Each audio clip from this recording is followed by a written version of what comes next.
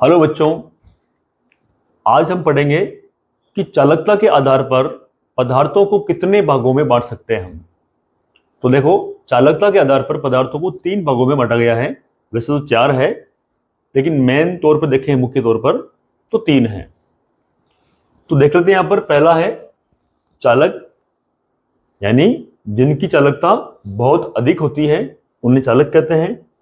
और इनमें धातुएं और मिश्र धातुएं आती हैं, और कुछ अपवाद के रूप में अधातुएं भी चालकता दर्शाती है। जैसे कि यहाँ पर धातुएं और मिश्र धातुओं की चालकता बहुत अधिक होती है और इसी कारण इसको बोलते हैं चालक। कुछ अधातुएं होती है जैसे कार्बन ब्लैक, ग्रेफाइट, और कुछ कार्बनिक बहुलक होते हैं जो भी इलेक्ट्रॉनिक चालक होते हैं, जबकि वो धातु नहीं है, वो अधातुएं हैं। इसके बाद आता है विद्युत रोधी। कांच, चीनी मिट्टी, ये जो ऐसे पदार्थ होते हैं, ये इनकी जो चालकता होती है बहुत कम होती है और इनकी जो प्रतिरोधकता होती है वो बहुत ज्यादा होती है। इस कारण इनको बोलते हैं विद्युत रोधी, या इनको कुचालक बोल सकते हैं हम। और इसके बाद में है अर्धचालक। तो ये ऐसे पदार्थ होते हैं जिनकी चालकता चालक और विद्युत रोधियों के बीच में होती है, ना तो कम ना ज्यादा, यानी इनसे तो कम होती है और इससे ज्यादा होती है, तो इनको बोलते हैं अर्धचालक। तो इसके जो एग्जाम्पल है वो है वो सिलिकॉन, ये सिलिकॉन है। और एक है डोपित सिलिकॉन। डोपित सिलिकॉन का मतलब यह है कि सिलिकॉन शुद्ध होता है तो उसकी चालकता थोड़ी कम होती है। उनकी चालकता बढ़ाने के लिए इसमें कुछ अशुद्धियां मिला देते हैं, तो पंचसंयोजी या त्रिसंयोजी अशुद्धियां मिलाते हैं।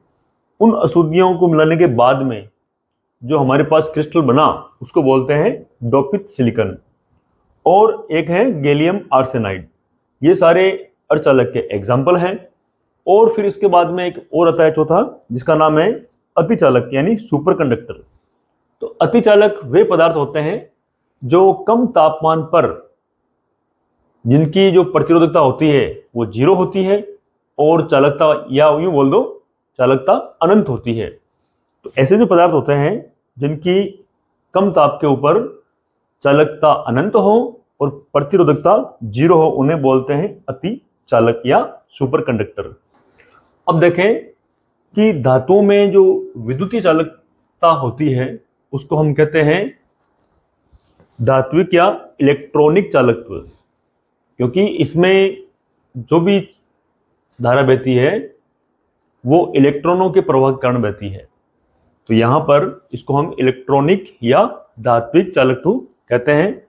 और ये इसका कारण क्या है? इलेक्ट्रॉनों की गति।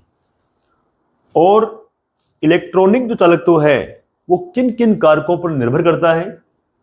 वो कारक है यहां पर, पहला है धातु की प्रकृति एवं संरचना। अब धातु की प्रकृति का मतलब यह हो गया कि धातु किसकी बनी हुई है, सिल्वर की है या एल्युमिनियम की है या गोल्ड की है, लोहा और कॉपर, ये अलग अलग जो प्रकार है ये होती है धातु की प्रकृति। और संरचना मतलब आकार किस प्रकार का है, एक लंबे तार के रूप में है या शीट के रूप में है या ब्लॉक के रूप में है। तो इनकी संरचना पर ये इलेक्ट्रॉनिक चालकत्व निर्भर करता है। दूसरा है प्रति परमाणु संयोजी इलेक्ट्रॉनों की संख्या। तो ध्यान देना, जिस तत्व में या जिस पदार्थ में संयोजी इलेक्ट्रॉन यानी बाहरी कोश के इलेक्ट्रॉन जितने दुर्बल बल से बंधे रहते हैं वो आसानी से मुक्त हो सकते हैं। तो संयोजी इलेक्ट्रॉन की संख्या, जैसे कि बात करें सोडियम में, तो सोडियम में संयोजी इलेक्ट्रॉन होता है 1, तो उसकी संयोजकता हो जाती है Na+। एल्यूमिनियम की बात करें तो उसकी होती है प्लस की 3, तो मतलब ये 1 इलेक्ट्रॉन देने की क्षमता रखता है, ये 3 इलेक्ट्रॉन देने की क्षमता रखता है। और कॉपर की बात करें तो इसमें +2 +3 यानी 2 या 3 इलेक्ट्रॉन ये दे सकता है। तो यहां पर ये जो इलेक्ट्रॉन दे रहे हैं ये इलेक्ट्रॉन बहुत ही आसानी से त्याग देते हैं। तो इनकी जो देने की क्षमता है, त्यागने की क्षमता है, उसे बोलते हैं प्रति परमाणु संयोजी इलेक्ट्रॉनों की संख्या, और इनकी संख्या पर ये निर्भर करते हैं।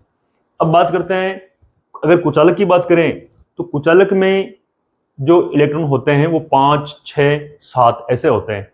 तो 5, 6, 7 होते हैं। ये जो इलेक्ट्रॉन हैं बाहरी कोश वाले, ये नाभिक से बहुत ही प्रबल बलों से बंधे रहते हैं, ये आसानी से मुक्त नहीं होते हैं, इसलिए उनकी चालकता बहुत ही कम होती है।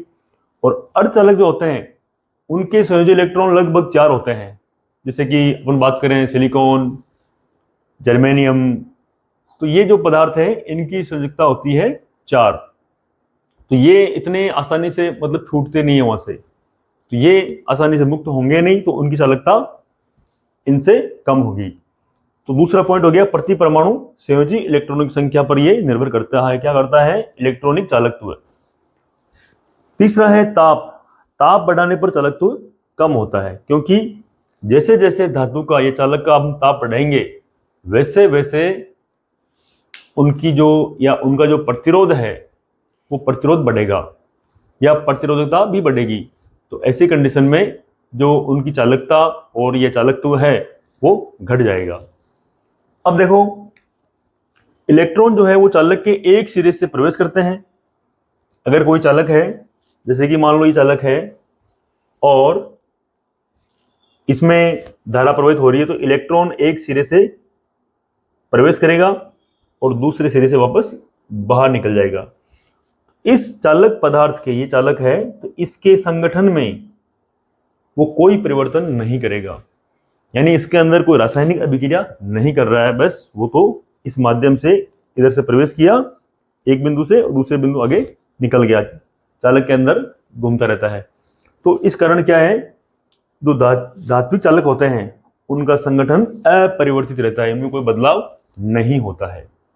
ये कुछ बेसिक चीजें हैं जो हमें याद रखनी है।